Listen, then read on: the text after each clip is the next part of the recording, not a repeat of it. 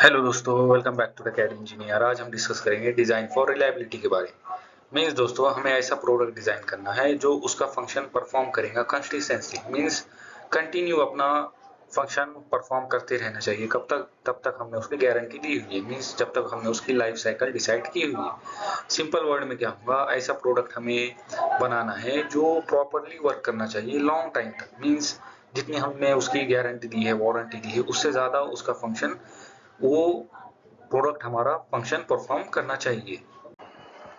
तो हमें design for reliability के लिए, मींस ऐसे प्रोडक्ट डिजाइन करने के लिए जो लॉन्ग टाइम तक परफॉर्म करे उसके फंक्शन को, तो उसके लिए हमें कुछ गाइडलाइन को दिमाग में रखना जरूरी होगा। तब जब भी हम कोई प्रोडक्ट डिजाइन कर रहे हो तो इसको आप प्रिंसिपल ऑफ डीएफआर भी कह सकते हो या फिर guideline for design for reliability भी कह सकते हो। तो पहला क्या हमारा design for strength and durability. Means ऐसा प्रोडक्ट डिजाइन करना है हमें जिसकी स्ट्रेंथ ज्यादा हो, जो कंपोनेंट को इंश्योर करे कि वो ज्यादा लोड को हैंडल करे। मींस जितना हमने डिफाइन किया उससे ज्यादा वो लोड को हैंडल करे और किसी भी कंडीशन में उस लोड को वो हैंडल करे।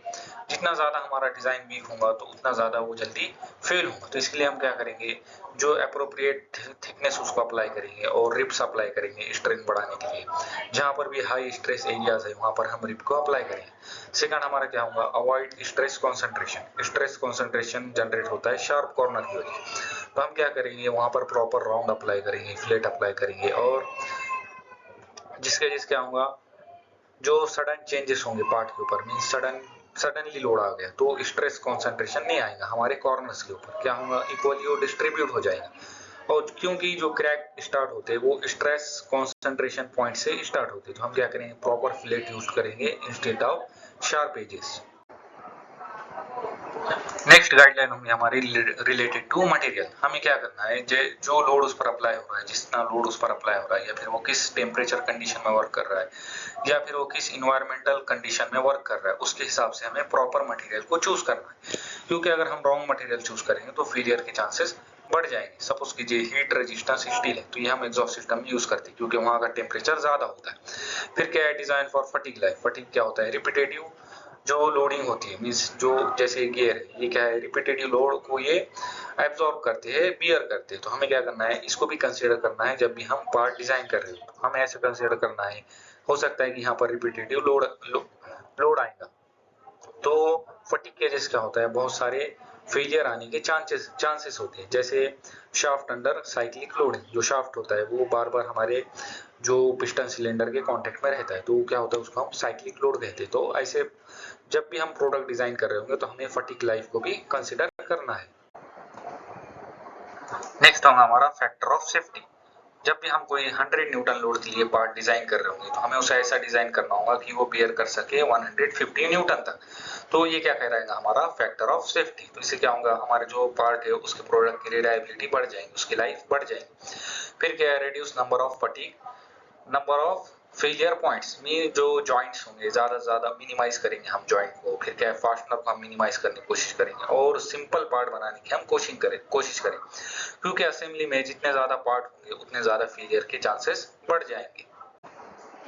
नेक्स्ट होगा हमारा इन्वायरमेंटल कंडीशन। जो भी इन्वायरमेंटल कंडीशन होगी उससे हमें हमें हमारे प्रोडक्ट को प्रोटेक्ट करना है। जैसे क्या है, कोरोजन है, टेम्परेचर है, वाइब्रेशन है। तो इससे क्या होगा, जो जो इन्वायरमेंटल कंडीशन होती है वो हमारे पार्ट की लाइफ को रिड्यूस करती है। तो हम क्या करेंगे, इसके लिए प्रॉपर कोटिंग अप्लाई करेंगे कोरोजन रेजिस्टेंस के लिए। अगर टेम्परेचर होगा तो हम वहां पर प्रॉपर हाई मेल्टिंग वाला मटेरियल चूज करेंगे। अगर वाइब्रेशन होगा तो हम वहां पर ज्यादा जैसे नट एंड बोल्ट है तो वहां पर हम वॉशर को ऐड करेंगे और ऐसा मटेरियल चूज करेंगे जो उस वाइब्रेशन को एब्जॉर्ब करे। फिर क्या है, design for proper tolerance and fit.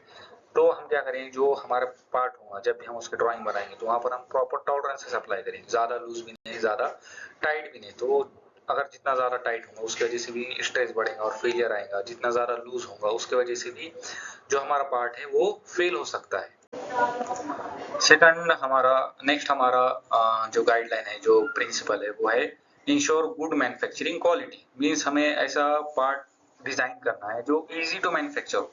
क्योंकि अगर पुअर मैन्युफैक्चरिंग होगी तो वहां पर डिफेक्ट आएगा और इनिशियल लेवल पे ही डिफेक्ट आएंगे तो फिर हमारा पार्ट जल्दी ही फेल हो जाएंगे। फिर क्या है, प्रोवाइड रिडंडेंसी। मींस हमें क्या करना है, हमारा जो पार्ट है अगर वो फेल भी हो जाए तो उसके लिए क्या करना है, एक बैकअप सिस्टम उसको देना है, एक्स्ट्रा सपोर्ट देना है। जैसे हमने यहाँ पर रिप अप्लाई किया, तो failure in critical system must be avoided. Means हमें पहले से इसके क्या वर्स्ट कंडीशन हो सकती है, क्या क्रिटिकल इस पर कंडीशन आ सकती है हमारे प्रोडक्ट पर, वो इमेजिन करना है और उसके हिसाब से हमें क्या करना है, एक बैकअप सिस्टम और एक्स्ट्रा सपोर्ट रेडी करना है। नेक्स्ट प्रिंसिपल है हमारा सिंप्लीफाइड डिजाइन। हमें ऐसा डिजाइन करना है जो बहुत ही सिंपल हो, इजी टू मैन्युफैक्चर हो, easy to assemble. Complex design हमें अवॉइड करना है, इसकी वजह से क्या हो सकती है, फेलियर चांसेस बढ़ सकते हैं। फिर design for maintainability, means inspection उसका इजी हो, रिप्लेसमेंट इजी हो, अगर कोई पार्ट फेल हो गया तो उसको रिप्लेस करना इजी हो। तो मेंटेनेंस की वजह से क्या होता है, हम जो फेलियर पार्ट है उसको रिमूव करके वहां पर जो हमारा वर्किंग पार्ट है उसको इंस्टॉल कर सकते हो, और इसकी वजह से क्या हो सकती है, हमारे जो मेन प्रोडक्ट है उसकी रिलायबिलिटी और बढ़ सकती है।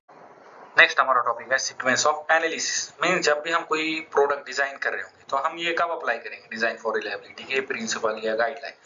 तो दोस्तों ये हमें इनिशियल से लेके एंड तक इन गाइडलाइन को हमारे दिमाग में रखना है और इसे अप्लाई करते ही रहना। जैसे पहले हम क्या करेंगे, जो हमने प्रोडक्ट हमने डिफाइन किया है या हमारे दिमाग में कोई भी आइडिया है तो उसकी रिलायबिलिटी रिक्वायरमेंट डिफाइन करेंगे, उसकी लाइफ डिफाइन करेंगे, उसके फेलियर रेट मींस वो किन किन कंडीशन में फेल हो सकता है, फिर उसके ऑपरेटिंग कंडीशन, वो मतलब वो कहाँ पर ऑपरेट हो रहा है, उसकी लोडिंग कंडीशन क्या है, टेम्परेचर कंडीशन क्या है, फिर वाइब्रेशन कंडीशन क्या है। फिर इसके हिसाब से हम इसको प्रॉपर मटेरियल अप्लाई करेंगे, फिर मटेरियल हमारा लोड को सस्टेन कर सकता है या कहाँ कहाँ पर स्ट्रेसेस आ रहे हैं वो चेक करेंगे। फिर जो हमारी मेन असेंबली इसमें क्रिटिकल कंपोनेंट कौन से वो आइडेंटिफाई करेंगे और उस पर हम ज्यादा ध्यान देंगे। फिर इसका स्ट्रेस एनालिसिस करेंगे हम कोई भी एनालिसिस सॉफ्टवेयर में, फिर इसकी फटीग लाइफ चेक करेंगे एनालिसिस सॉफ्टवेयर में।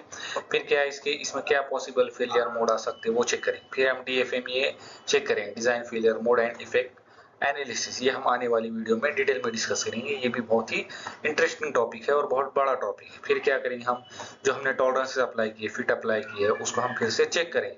फिर एनवायरमेंटल इफेक्ट चेक करेंगे, कोरोजन है, हीट है। फिर फैक्टर ऑफ सेफ्टी हम अप्लाई करेंगे। फिर जो हमारे फीचर ज्यादा फेलियर चांसेस हो उनको हम अवॉइड करेंगे, जैसे शार्प कॉर्नर हम अवॉइड करेंगे, वीक जॉइंट हम अवॉइड करेंगे। फिर ये सारे डिजाइन को चेक करने के बाद जो भी हमारा रिवर्क आएगा हम फिर से हम हमारे डिजाइन को ऑप्टिमाइज करेंगे, जो हमने नॉलेज गेन किया है इनकी वजह से हम यहाँ पर अप्लाई करेंगे। फिर हम एक प्रोटोटाइप बनाएंगे, फिर हमारा जो डिजाइन है उसको वैलिडेट करेंगे, फिर इसके प्रोटोटाइप टेस्टिंग करें, फिर टेस्ट रिजल्ट चेक करेंगे, और फिर जो प्रैक्टिकल जो हमें रिजल्ट मिला है उसके बेस पर हम फिर से हमारे डिजाइन को अच्छे से इम्प्रूव करेंगे, और फिर हमारा जो डिजाइन है वो फाइनलाइज हो जाएगा। फिर हम इसको कहेंगे रिलायबल डिजाइन, मींस जो हम डिजाइन जो मैन्युफैक्चरिंग में भेज सकते हैं, जो हम हमारे कस्टमर को बेच सकते हैं। अब दोस्तों हम ये डिजाइन करते टाइम ध्यान में नहीं रख सकते, तो हमें क्या करना पड़ेगा, प्रॉपर चेकलिस्ट बनानी पड़ेगी कि जब भी हम कोई प्रोडक्ट डिजाइन करें तो हम उसके लिए चेकलिस्ट बनाएंगे उसकी रिलायबिलिटी चेक करने के लिए। जैसे ब्रैकेट, सपोज कीजिए मैंने ब्रैकेट डिजाइन किया, तो पहले मैं उसका फंक्शन डिफाइन करूंगा। इसका फंक्शन क्या है, ब्रैकेट का लोड सपोर्ट करना। तो इसके फेलियर मोड क्या हो सकते हैं, जो हमारा ब्रैकेट है उसमें क्रैक आ सकते हैं, इसका किसकी वजह से आ सकते हैं, हाई स्ट्रेसेस की वजह से। इफेक्ट क्या हो सकता है, फेलियर हो सकते हैं। तो सेवेरिटी क्या है, मींस सेफ्टी क्या होगी हमारे प्रोडक्ट की वजह से, हमारा जो यूजर है उसकी तो ये हाई होगी, डैमेज हो सकती है बहुत ज्यादा, तो इसके लिए सेवेरिटी इसकी हाई होगी। फिर एक्शन रिक्वायर्ड क्या होंगे, हम जो स्ट्रेस कॉन्सेंट्रेशन एरियाज है उस पर हम फिलेट अप्लाई करेंगे और इसकी प्रायोरिटी हम हाई सेट करें। तो ऐसे हम जितने भी पार्ट डिफाइन करेंगे उसके लिए चेकलिस्ट बनाएंगे और प्रॉपर हम रिलायबिलिटी चेक करेंगे। अब ऐसे नहीं है दोस्तों कि हम हायर रिलायबिलिटी रखें, हायर रिलायबिलिटी होंगी तो क्या होगा, हमारा जो कॉस्ट है प्रोडक्ट का बढ़ जाएगा। तो इसके लिए हमें क्या करना है, जो रिलायबिलिटी और कॉस्ट को बैलेंस करना है। DFR क्या इंश्योर करता है दोस्तों, जो हमारा प्रोडक्ट है वो परफॉर्म करे reliably over it's life, mean जितनी हमने उसकी गारंटी दी है उतनी लाइफ तक वो परफॉर्म करे without failure, through proper design. ये कैसे अचीव करेंगे हम, through proper design, material selection and proper validation. तो दोस्तों अगर आपको वीडियो पसंद आया हो तो शेयर कीजिए अपने दोस्तों के साथ, और लाइक और सब्सक्राइब कीजिए द कैड इंजीनियर चैनल को। आपके सपोर्ट से चैनल ग्रो करेंगे और भी अमेजिंग वीडियोस आएंगे, और आपको इस वीडियो के PPT मेरे टेलीग्राम चैनल पर भी मिल जाएंगी। और अगर आपको कोई भी डाउट हो तो आप मुझे कमेंट बॉक्स में कमेंट करके पूछ सकते हो। So thank you so much दोस्तों, मिलते हैं नेक्स्ट वीडियो में।